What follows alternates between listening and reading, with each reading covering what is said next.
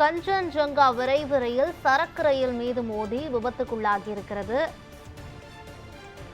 மேற்கு வங்கம் அருகே கஞ்சன்ஜங்கா விரைவு ரயில் சரக்கு ரயில் மீது மோதி விபத்துக்குள்ளாகியிருக்கிறது. தற்போது கிடைத்துள்ள அண்மை செய்தியாக பார்த்து வருகிறோம். இது பற்றிய கூடுதல் விவரங்களை வழங்குவதற்காக செய்தியாளர் டார்வின் இணைப்பில் இருக்கிறார். அவரிடம் விவரங்களை கேட்கலாம். டார்வின், வணக்கம். இந்த விபத்து எப்படி நடந்தது? முழுமையான விவரங்களை சொல்லுங்க. வணக்கம்.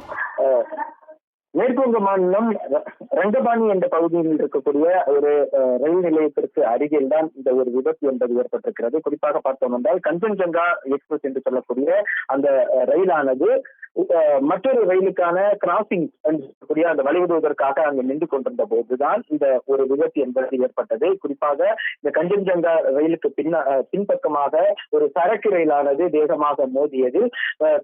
பின்பக்கத்திலிருந்து 3 பெட்டிகள், நீண்ட ரயில் பெட்டிகள் தடம் புரண்டு மிகவும் பாதிப்புக்குள்ளாகியிருந்தன. இந்த ரயில் பெட்டிகள் மிகவும் மிகவும் உடைந்த நிலையில், நொறுங்கிய நிலையில் காணப்பட்டதால் அதற்குள்ளாக பயணிகள் பலர் அவர்களுக்கு சிக்கியிருப்பதாக தகவல் என்பது கொடுக்கப்பட்டது. இதனை அடுத்துதான் உடனடியாக ரயில்வே பாதுகாப்பு படையினர், அங்கிருந்த பொதுமக்கள் என உடனடியாக மீட்பு பணியில் ஈடுபட்டு வருகின்றனர். தற்போதைய நிலையில் பார்த்தோம் என்றால் 3 பெட்டிகள் மிக அதிக அளவிலான சேதம் ஏற்பட்டிருக்கிறது. அதில் இருக்கும் பயணிகளை மீட்கும் பொருட்கள் தான் தற்போது முடுக்கிவிடப்பட்டிருக்கிறது.